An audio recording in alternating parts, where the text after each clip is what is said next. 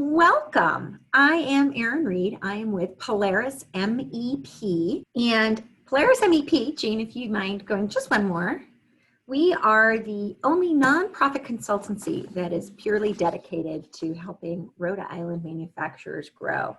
We are part of a larger group of manufacturing extension partnerships, MEPs, called the NIST National Network.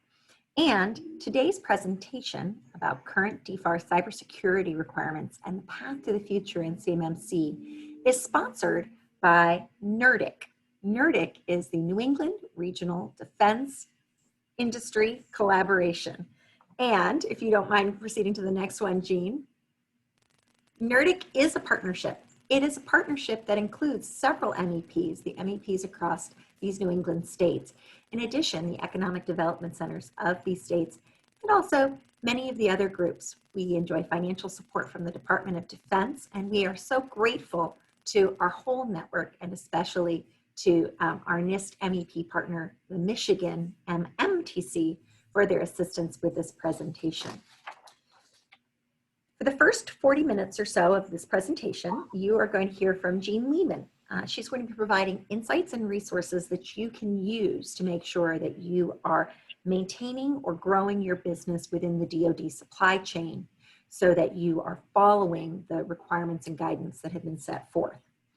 And if you go one more, Jean, I think actually two more, we're going to just show you how you can go ahead and send questions and comments today, because we will be stopping regularly for question and answer sessions because it's a lot of information. So this is the Zoom control bar, and you can see that the chat feature has been kind of highlighted in this image. You can use that to send me questions about troubleshooting or a question that you have for Jean about the material that she's covered, and I'll go ahead and pass those through. And with that, I want to go ahead and turn it over to Jean. So Jean Lehman is a cybersecurity expert who specializes in helping small and medium-sized businesses understand their paths to cyber resiliency and compliance. And she translates from requirements and also from standards to make sure that it's applicable to your unique environment and business processes. And I know she spends a lot of time translating for me. So she specializes in DoD, DFARS, and also NIST cybersecurity for defense contractors. And that is what today is all about. So Jean, I'm going to mute and hide myself, and looking forward to learning about our current requirements and the path to the future and CMMC. Great, I was just checking to make sure I still had myself unmuted. Good morning, everybody, and thank you for joining us for this webinar. Thousands of our neighbors, friends, and family in New England are serving in or working for the military. There are aggressive attacks aimed at stealing information, to kill our warfighters, to destroy our military systems, to acquire our technology, and to undermine our nation. The battles being waged here at home, on bases, in offices, in manufacturing facilities, big and small. Cybersecurity is the front that we all fight on. Threats to your business information are ever changing. Some threats may be very targeted, while others cast a wide and indiscriminate net. Employees themselves can pose a threat to information. In addition to nation states targeting companies both large and small in the DoD supply chain, many threats like ransomware and phishing campaigns apply to companies regardless of whether you're in the DoD supply chain. And 65% of all cyber attacks target small and medium businesses. And billions of dollars in costs are associated annually just in ransomware attacks.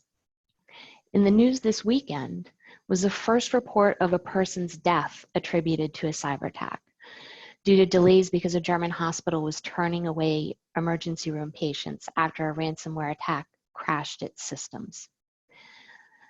Your business needs to be prepared to handle the threats now and as they evolve. Companies need to understand these threats and understand that the costs associated with these threats can sink a business. This presentation is a high-level overview of the DFARS information security regulations and its related NIST SP 800-171 requirements, with a view from meeting the current regulations and requirements to put you on the path to resilience in the future and on the path to anticipated certification requirements known as the CMMC, or Cybersecurity Maturity Model Certification. To start, we'll look at cyber resiliency and risk management. So why lead this discussion with resiliency and risk management? Because both current and future requirements expect companies to develop cyber resiliency. So as an example, we have 2 current requirements that specifically call out the need to periodically address risks resulting from the operation of organizational systems and then remediate based on those risks, on those assessments. And another that expects organizations to periodically assess security controls to determine if they're being applied effectively.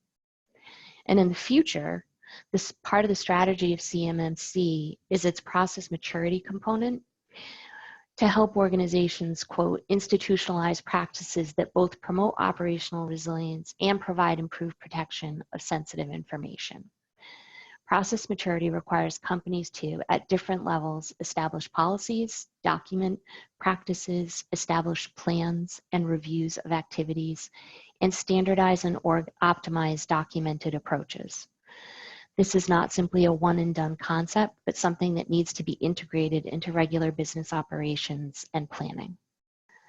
So cyber resiliency is defined as the ability to adapt, anticipate, withstand, recover from, and adapt to adverse conditions, stresses, attacks, or compromises on systems or cyber resources. Company management needs to be aware of the risks and plan for ongoing investments in physical plant, hardware, software, and personnel to address the evolving threat landscape. Although many businesses fail following a cyber attack, developing cyber resiliency positions you to succeed. So wouldn't you rather be able to withstand an attack than to have to recover if there was an attack or a compromise on your systems? So cyber resiliency is not just cybersecurity, and it's definitely not just IT. It involves much larger scope than securing the IT systems. This is really fundamental information security in the broadest sense, and being cyber resilient requires organization-wide thinking, and in many cases, a shift making protection of information part of the core foundational business processes. While cybersecurity is a component, you also need to take into consideration personnel, operational and physical security, privacy, contingency planning, and disaster recovery. Cybersecurity focuses on prevention, where cyber resilience includes prevention, response, and adapting to changes that threaten intended services. Again, cyber resiliency is not solely an IT department responsibility, but one that rests with the entire organization. And managing those cyber risks builds resiliency. So NIST has identified the management of cyber risks as an increasingly crucial aspect of any risk management regime, because harms resulting from cyber attacks are experienced at all levels of the organization. This pyramid references the 3 primary levels, with information systems at the foundation supporting the higher functions. Organization, mission and business process, and IT all work together, but they look at how to manage the risks we have from different perspectives. So you can look at this as a pyramid, you can look at it as a cycle, a loop, but they all work together. At the organizational level, you consider how risk affects the organization, its reputation, and its mission. And at the business process level, you look at how it affects specific functions within the business. For example, a manufacturing process or customer information handling. The information systems, of course, look at the systems level, servers, laptops, cell phones, whatnot. We've got several slides that walk through concepts in preparing a company to manage its security and privacy risks and to assist in evaluating the impact and likelihood. For the sake of time today, we'll make this available to after today's presentation. There's actually also a great segment in one of the NIST publications on managing risk for small business information security. We can also send a link to that publication as well.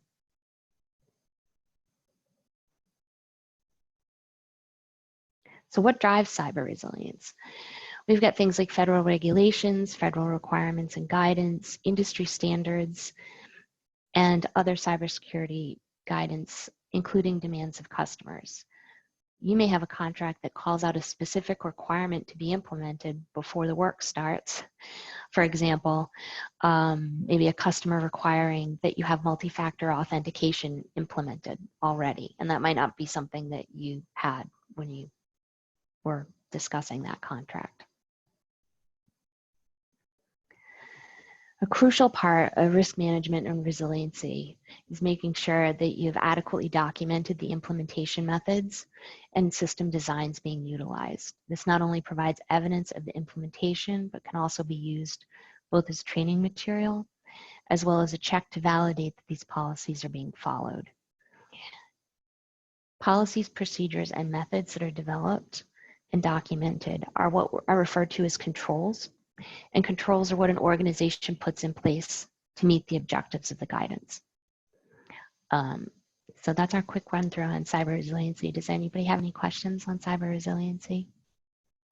So there's just one that came in via the comments. So please keep them coming, everybody. And one of the questions was regarding, are there any online templates, or I guess it says online templates for policies and procedures that they could refer to?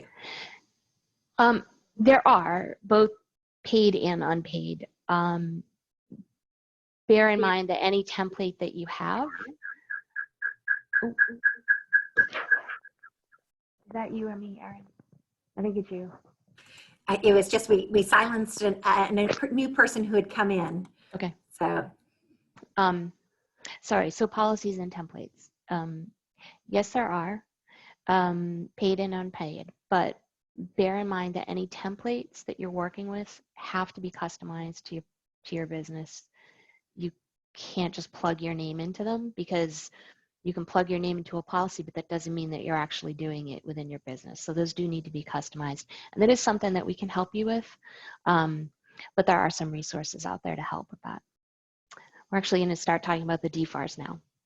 So there's a lot of DFARS, right? There's a lot of defense federal acquisition regulations, but we're talking specifically about 252-204-7012, which gets commonly referred to as DFARS Cybersecurity Clause, and really it's about safeguarding information. So getting on the path to certification starts with meeting the current requirements. And the deadline for compliance was December 2017.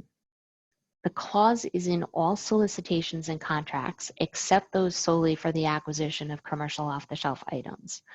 So what does that mean? What that means is that by submitting an offer or accepting a contract, you're saying that you're complying with this clause. They did publicize last year one company that got into a problem with a False Claims Act. It takes those cases a long time to work their way through the system. That one was from 2015, but it is a risk. So now the title of the clause references covered defense information. So we'll talk about what that means. And I'm going to start, though, with controlled unclassified information, or CUI. And why I'm starting with that is because in a recent memo, DoD has basically said they're transitioning from the use of this term covered defense information to controlled unclassified information. And it's expected that that change is going to show up in a DFARS, which, gotta say, I haven't checked my email this morning, but it's supposed to be published shortly into the public comment period, just hasn't happened yet. And that new DFARS, and I honestly, it's not clear whether it's a revision of 7012 or in addition to 7012, is actually the clause that's going to put CMMC into the regulations. So coming soon. So controlled unclassified information. Information that requires safeguarding or dissemination controls pursuant to and consistent with law, regulation, government-wide policies.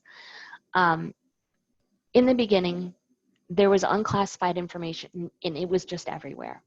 And then the government decided that they needed to protect it. And so they called it controlled unclassified information. They put the National Archives in charge of a program standardizing the way the executive branch handles controlled unclassified information.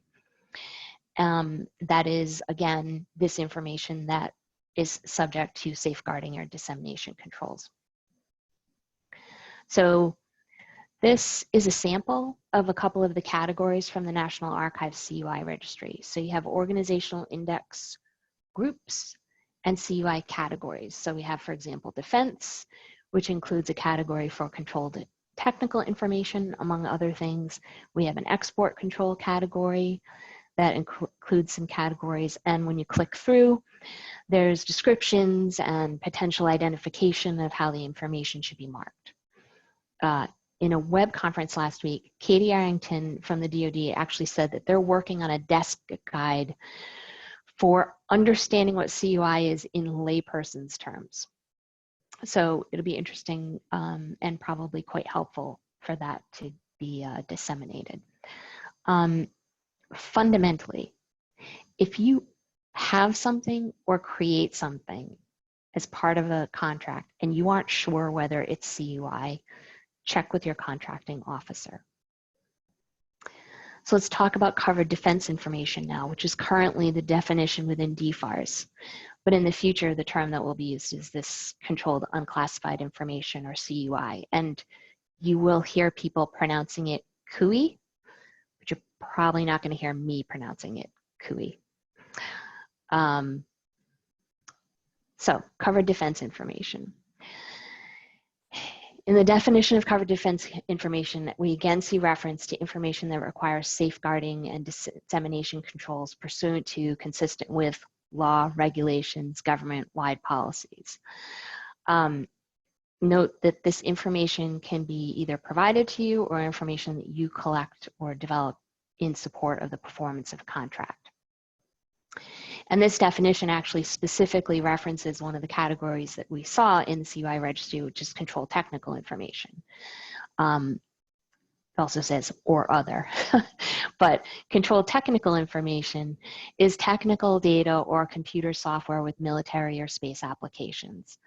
And there are examples provided for this, such as research and engineering data, engineering drawings, lists, specifications, standards, process sheets, manuals, technical reports, technical orders, catalog item identifications, data sets, studies and analyses, and related information, computer software and executable code, source code.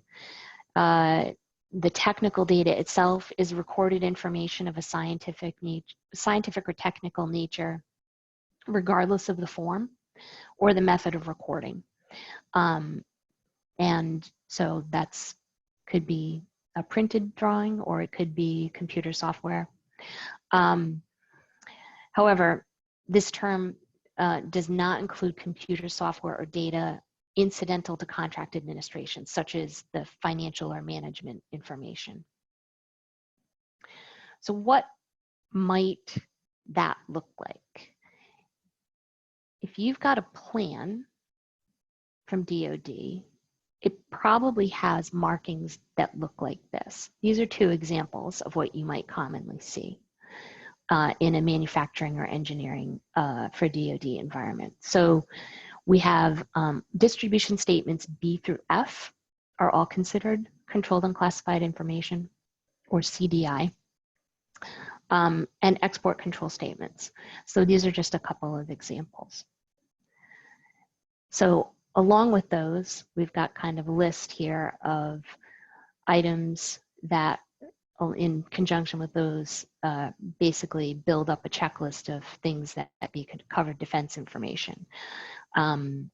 So that's DoD specific part numbers, a DoD application, so indicating what the building or final product is, and other things such as contracts, task orders, delivery orders, or other information that requires protection according to the CUI registry. And like I mentioned, that could include things that you actually created in support of the contract. It excludes commercial off-the-shelf items. So that's the one thing that's excluded from this. There is a way that people that are producing commercial off-the-shelf items can get drawn back into this, but we'll get there later. So thinking about those definitions and what you handle, ask yourself about that information, and this is going to be part of the process as you're working through this. You've got to ask yourself about the information, and considering the risk and the requirements, you're going to look at who has access to the information, how it's transmitted or communicated internally or externally, how it's accessed, how it's processed, and how it's stored. So before we dive into the rest of DFARS, do you have any questions? So we do have one question, Jean, and I think it's related to, you showed those examples of kind of markings, and the question came through, will the information that I get come clearly marked as controlled, unclassified, or covered defense from the customer? Not necessarily. In theory, it should be.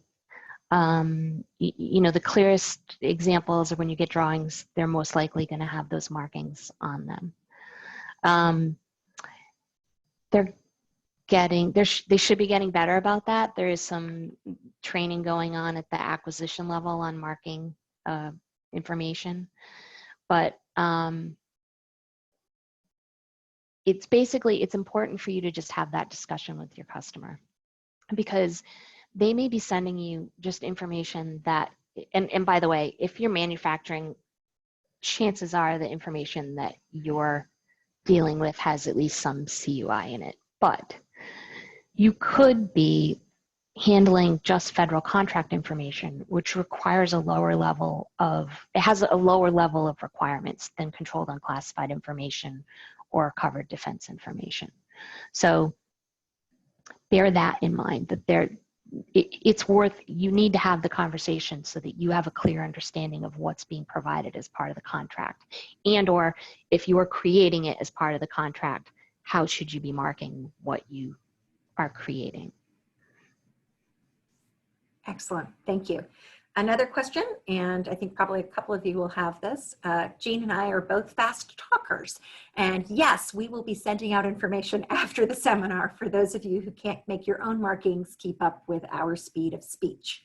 So thank you for that question, and yes, we'll be sending some things out. And with that, I think, Jean, we are ready to move to the next section. So with that explanation of information, let's get into the clause. There are 3 key requirements as part of the clause. They're not the only ones. I encourage you to read the document in its entirety. It's not that long. There's a link here. It'll come in the materials that you get to the current clause. So we've got adequate security. That's in section B, incident reporting, subcontractor flow down. In section B on security requirements, that's actually split into 2 sections. The first section is for contractors that are actually using DoD equipment. And section 2 is for contractors that have federal information on their own equipment. So in this discussion, the who that we're focusing on is those contractors that have federal information in their own systems. Incident reporting, section C outlines the specifics of the reporting requirements. D through G deals with possible follow-on investigation and what needs to be retained, so forth. And then M deals with subcontracts. So Adequate security is our first piece. Where are we applying adequate security? The important thing to note is that a covered contractor information system is anywhere that CDI is processed, stored, or transmitted. And a covered contractor information system is going to be different in every organization based on its needs and the type of information being considered, the environment, and how they're structured. So you could conceivably have a system that contains no CDI. You may have isolated your CDI into another system, in which case only that isolated system is the subject of the clause.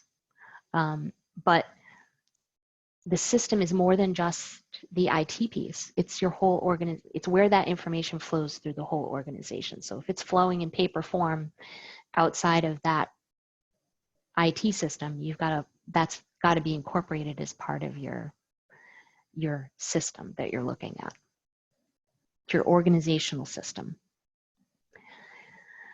So what's adequate security?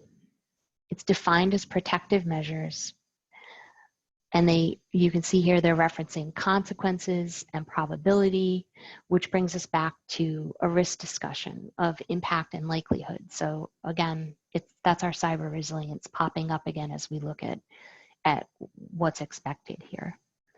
And so we have two components of adequate security specifically called out.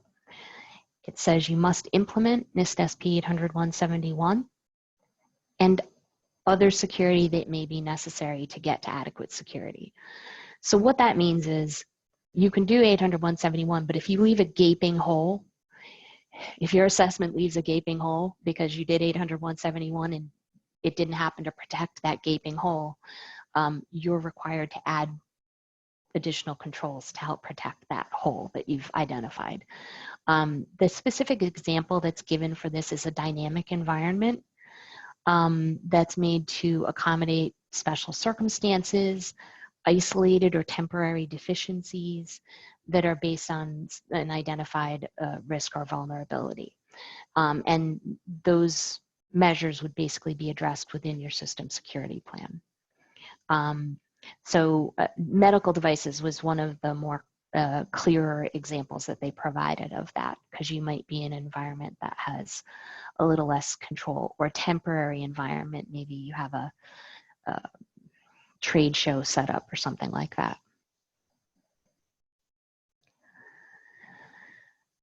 So what's in the NIST SP 800-171? There are 14 security families, and there are 110 requirements that are across those families. And the purpose of this is to provide federal agencies with the recommended security requirements for protecting confidentiality of CUI when it's resident in non-federal systems and organizations. So that's the purpose for which NIST SP 800-171 was made. Risk assessment and security assessment, those bring us specifically back to our earlier discussion of cyber resilience, and assessing security controls, assessing risk. Maintenance, for example, going back to the German hospital that was attributed to, has the first attributed ransomware death. And I gotta say, I'm surprised that that's the first attributed death, because it's not the first hospital that's been knocked out by ransomware. The reason, it's appalling. The reason for that is because they failed to maintain their systems. They had a Cisco update that they should have applied to their system that had been available since January. And that death happened in July. So things like maintenance, access control, all of which are meant primarily to address confidentiality of federal information. but there certainly are some other things within here to protect the integrity and availability of your information.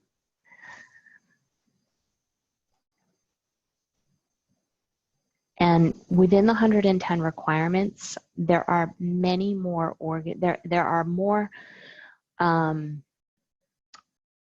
there are many requirements that are more organizational and business process oriented in nature, that are really focused on being addressed by policies and procedures, than they are technical in nature. You may have some technical tools to support those requirements, but they really start with the how of your doing things as opposed to what your IT tools are associated with that. In the cybersecurity maturity model certification, these are referred to as domains rather than families, and they add situational awareness, asset management, and recovery. And they change risk assessment changes from risk assessment to risk management. So what are some potential impacts to your organizational or business processes?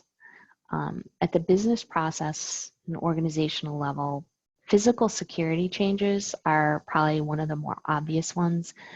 If you've got, say, a door in the shop that people leave open when they're on break, or a bay door that is left open in the summer,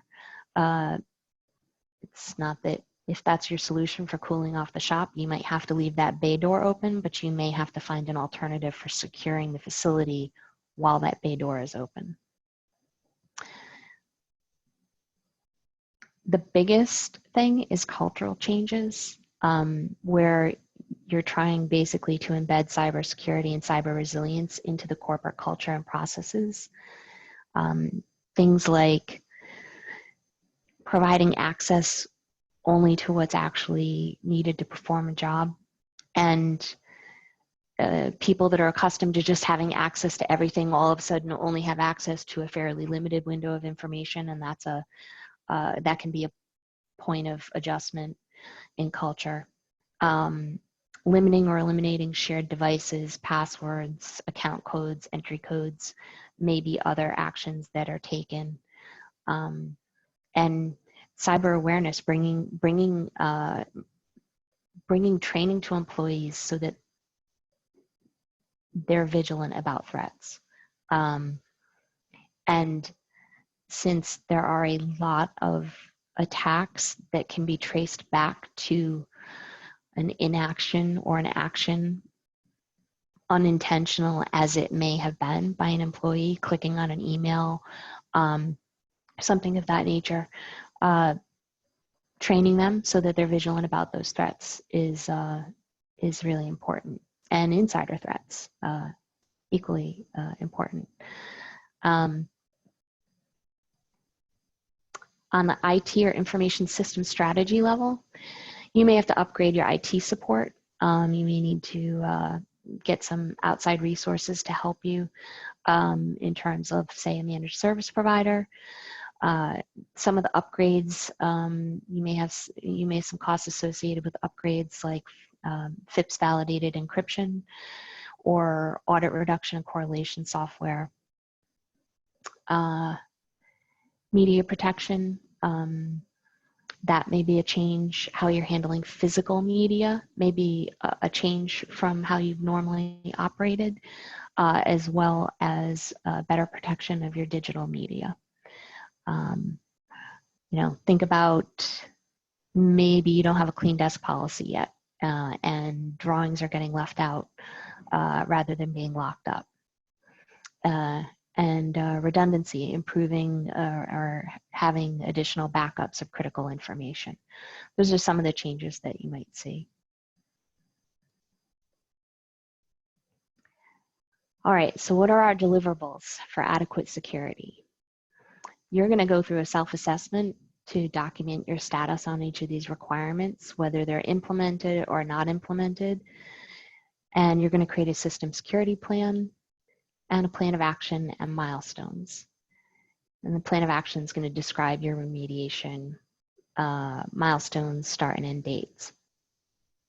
So a system security plan relates the security requirements to a set of controls that you're using to describe, and you're basically going to describe in the plan how those security controls are meeting those requirements. There's no prescribed format for a system security plan, but the templates that are available both from NIST and the DoD, they contain fairly similar content. And 3.12.4 does actually say you need to include these things. So you need to include identification of the system and its purpose, your system environment, detailed topology, narrative, and graphics. That's part of both of the templates. Describing your system boundary, identifying what's within the boundary of your system. And that may include external resources that you use, say for email or something like that, data storage, connections that you have to other systems, like an employee working from home, if they're using their own device that's not actually part of your system, or they're using a connection that's not part of your system.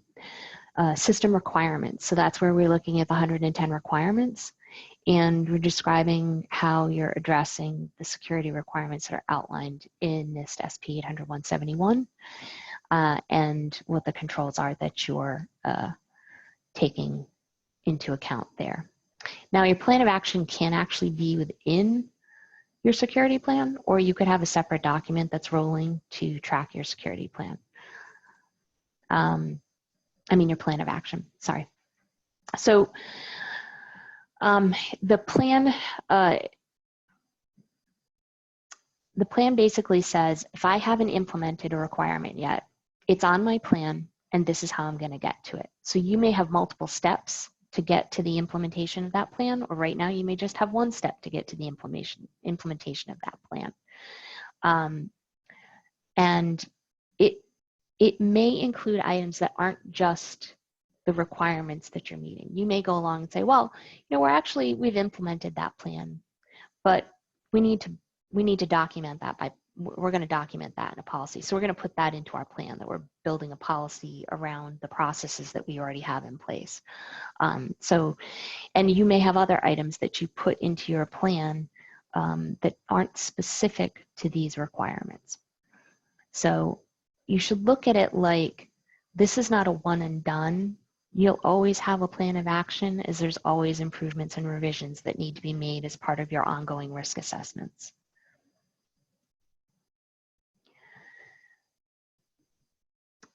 So the plan of action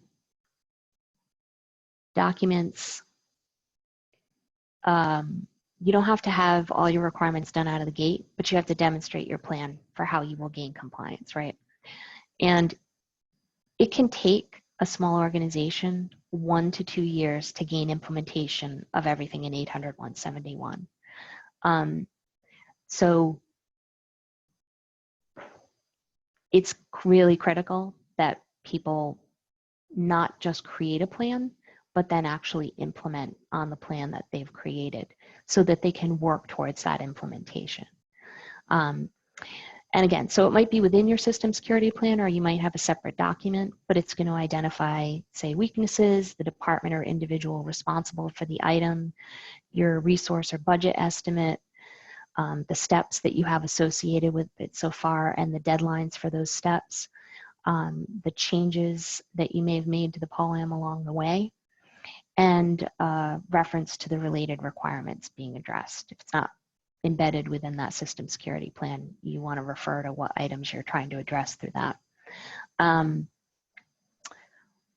So the key thing to note, and why I started by talking about the fact here that it can take a small organization 1 to 2 years to gain implementation, is that once CMMC is required for contracts you wish to win, all these requirements are going to have to be implemented before you can get that certification. So bear that in mind as you start moving through your implementation, and oops, definitely did not mean to do that. So bear that in mind. And that this is a living document, because threats and vulnerabilities and requirements even will change. So you're going to have to update your plans as that occurs. As your items are implemented, you're also going to be documenting your policies and procedures, and you're also going to create an incident response plan.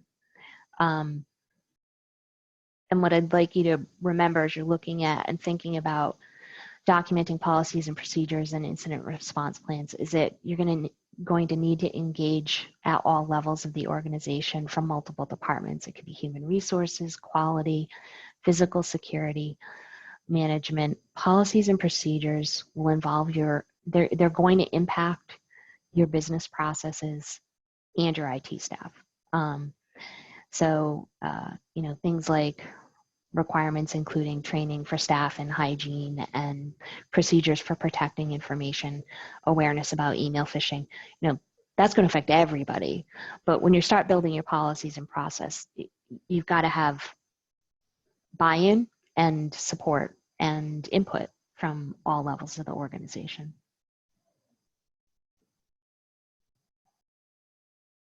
So does anybody have any questions?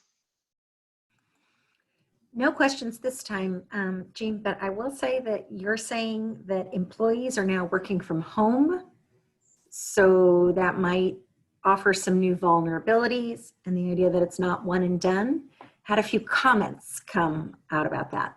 With COVID, it seems like those are two areas that are putting additional pressure on some of our manufacturers. Working from home and a lot of the changes that are happening related to the way we go through our daily manufacturing business. Yep, and I mean, basically you've got to evaluate the risks involved with whatever the work from home situation is, and make sure that you're controlling for those risks. Excellent, thank you. Okay, so incident reporting. I made these way quicker than adequate security, right? So incident reporting and related requirements. What triggers a report? Who do you report? When do you report? What do you need to provide? It's spelled out in the DFARS. So basically start with what's an incident. A cyber incident is defined, and it means actions taken through the use of computer networks that result in a compromise or an actual or potentially adverse effect on the information system and the information residing therein.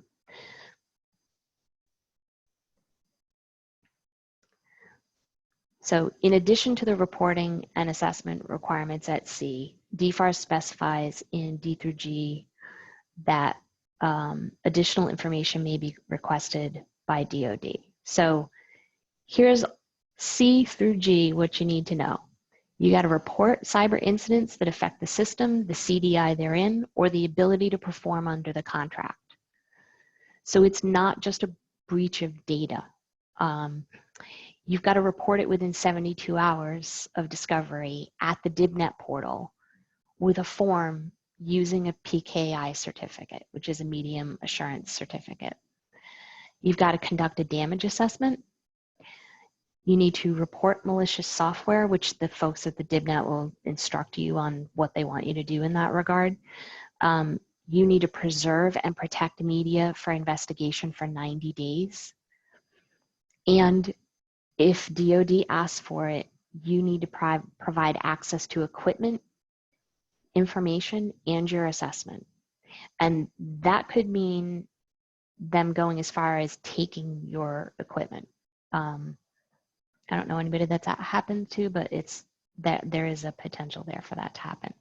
So it's super important that you develop an incident response plan that addresses these needs, and that you test that incident response plan to make sure that you can respond in the event that you have an incident that occurs. A word about DIBnet portal access, a quick word. Medium assurance certificates are required to access DIBnet services. They're issued to individuals, not companies, so you want to have at least a couple people get one of these certificates so that if somebody's out and you have an incident that needs to be reported, you have the ability to report it. That approval and validation process takes 3 to 4 weeks. And you've got to get there's like a form, you got to get it notarized. You can choose whether you want a physical key or a software certificate. And there's directions through those links on how to do that. So if there's a 72-hour reporting requirement and it takes 45 days for you to get a medium assurance certificate, you need to get that medium assurance certificate well before you have an incident that needs to be reported. You can technically call them, but if you don't have a medium assurance certificate, it's certainly going to indicate to them, because that's actually spelled out in the DFARS clause that you need this certificate. It's certainly going to indicate to them that you weren't in compliance with the clause.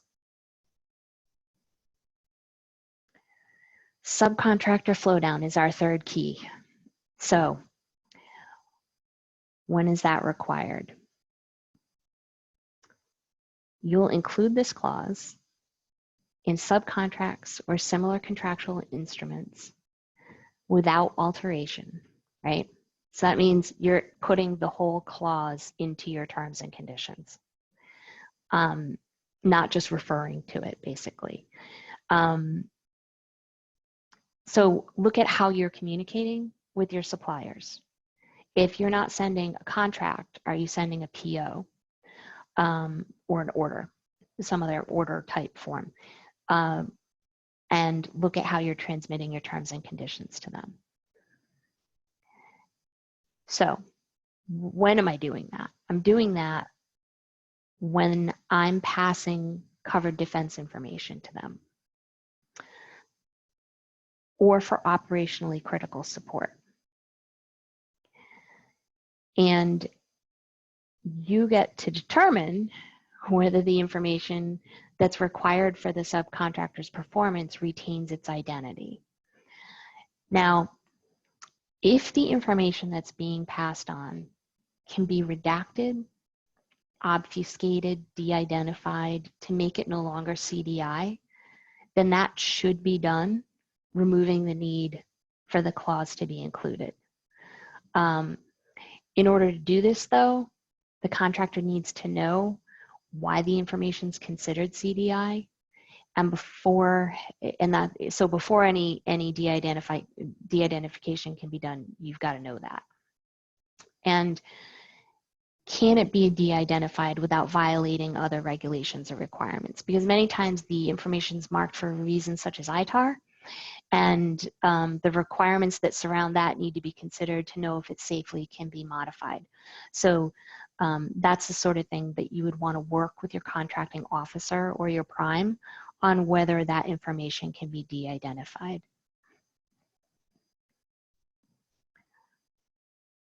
So before passing on the clause to the subcontractor, you should consider this. And probably the biggest question there is, are they going to be able to adhere to DFARS 252, 204, 7012? And if not, do you have alternatives? Is there somebody else that you can go to? So if you're sending CDI to a sub, first determining whether you're flowing down CDI, flow down the clause in full. Is it unnecessary or can it be de-identified? Subs must comply in order to receive CDI. So just like when you accept a contract, you're saying I'm complying with DFARS 252, 204, 7012, the subs are doing the same. If the sub has an incident, they're required to report the incident. They're required to report, just as we described, to the DoD, but then they're also required to take the incident number they get from DoD and report that up to the next tier.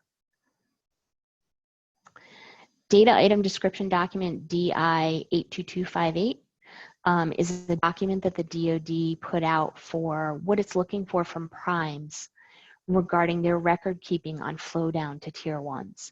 So they're looking at it, quote, to demonstrate to the government the contractor's ability to ensure that their tier one level suppliers safeguard covered defense information in accordance with the DFARS 252-204-7012. So that document, which we can send you a link to, is a helpful tool if you're trying to build a program for your dealing with your flow down issues. Do you have questions on that? No questions in this section, Jean. Okay. So current assessment, everybody must be waiting for this part, right? So current assessments, the DCMA assessment guidance is out there right now. And they have been doing assessments. They, you know, relative to the totality of the supply chain, there aren't that many of them. But they have been doing, I think they're up to like 1,000 a year. And what these assessments try to do is take a more strategic corporate view than a contract-based view. And first and foremost, if you don't have a system security plan, their findings will be that they couldn't do their assessment due to incomplete information and non-compliance with DFARS Clause 252-204-7012. That'd be bad.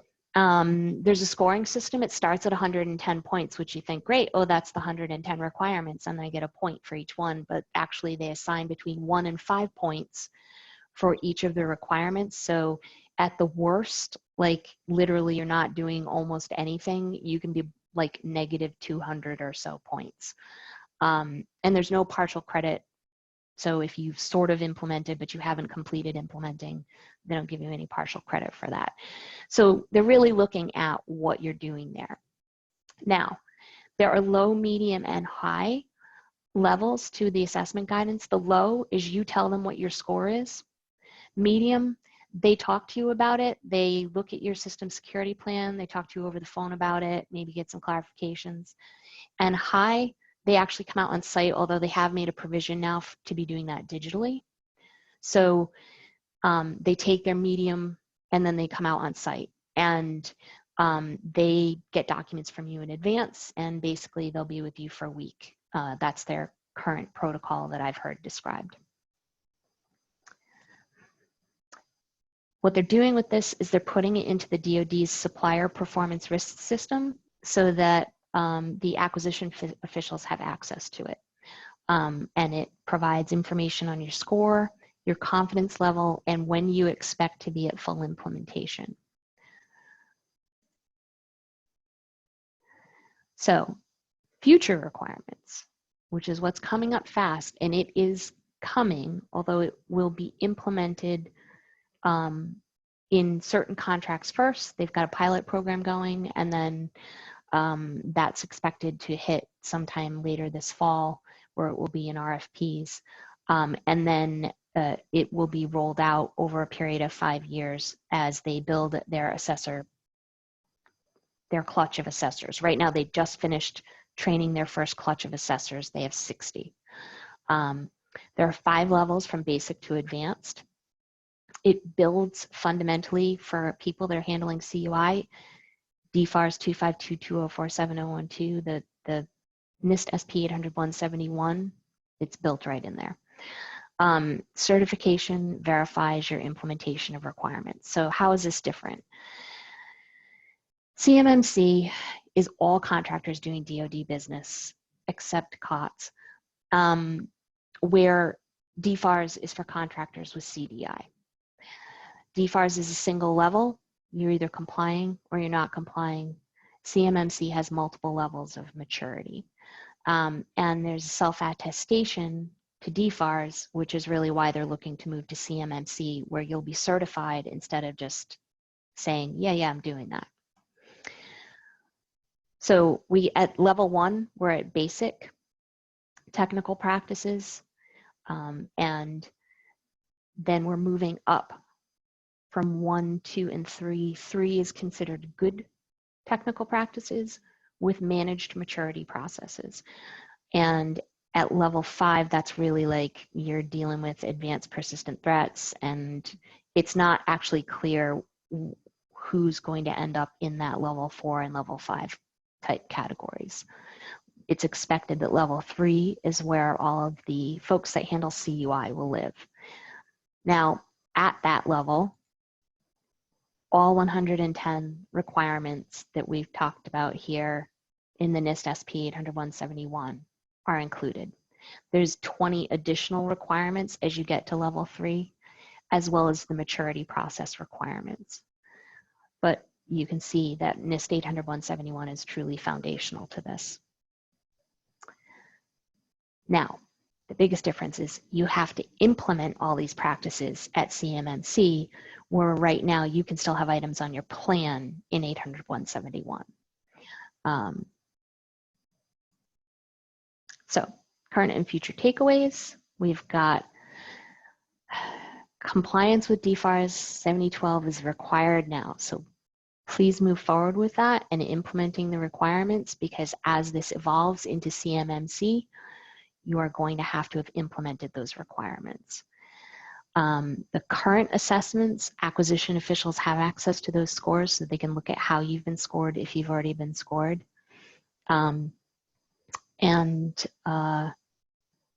Implementation and development of practices is where you'll be headed. So keep focus, work your way through DFARS 252-204-7012, review your plans of action and milestones, and address any outstanding items, and keep in mind that threats are constantly changing, and develop resiliency to adapt.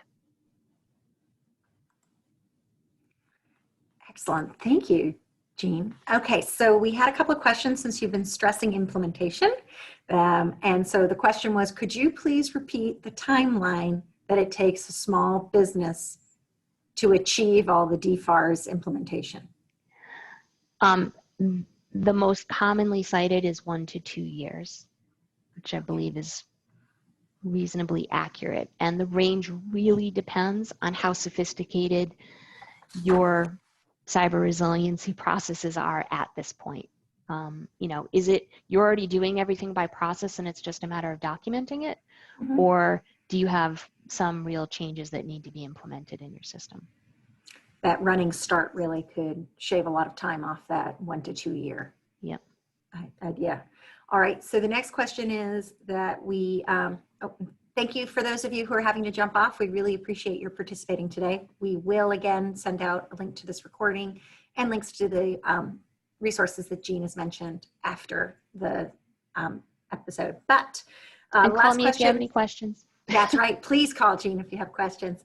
The last question that just I saw float off, again, you're talking about, you know, getting to CMMC certification. And the question is, will it cost me anything to be CMMC certified? Yes, the cost is supposed to be recoverable.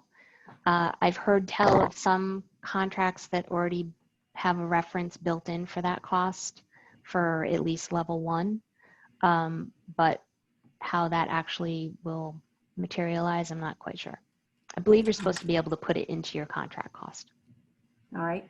And then the chart that you showed that had the arrows going up. Yes. If we don't handle CUI, do we have to have any level of CMMC? It's expected that unless you're selling commercial off-the-shelf products, that you will only have to be at level 1, which, by the way, is basic safeguarding regulations that have been in place in the federal acquisition regulations for like 5 years already. Excellent. I think that is the last question and all we have time for today. So I'm wondering, you had mentioned what you could be doing, and I want to give a little plug for some upcoming webinars. As we said, this is sponsored by NERDIC, the New England Regional Defense Industry Collaboration. We have same bat time, same bat channel next week. Look at cloud computing under DFARS 7D12. And that we're very excited about because it'll be featuring Jeff Williams, who is a national expert, and he'll be talking a lot about cloud computing. So whether that's a member of your team or if you have some managed service providers or IT consultants who are using cloud in any way, advocating, helping you evaluate it, you're really going to want to tune in for Jeff's advice and some terrific looks at what's out there and what does and does not comply with DFARS. And then the final date is TBD, but we will be having somebody from the CMMC Accreditation Board, the CMMC AB, coming to join us as a guest star for our final webinar in this series. And we are hoping, fingers crossed, that that will happen on October 13th. So we do hope that you guys will all go to polarismep.org, click on the events and sign up for these in advance so that you'll get the latest on scheduling and more information as those evolve. Jean, any last kind of takeaways? I know the most important one is that people should call you if they have questions and some thorny problems that they're trying to work through. But any other kind of action steps that you think folks should take as they leave here today?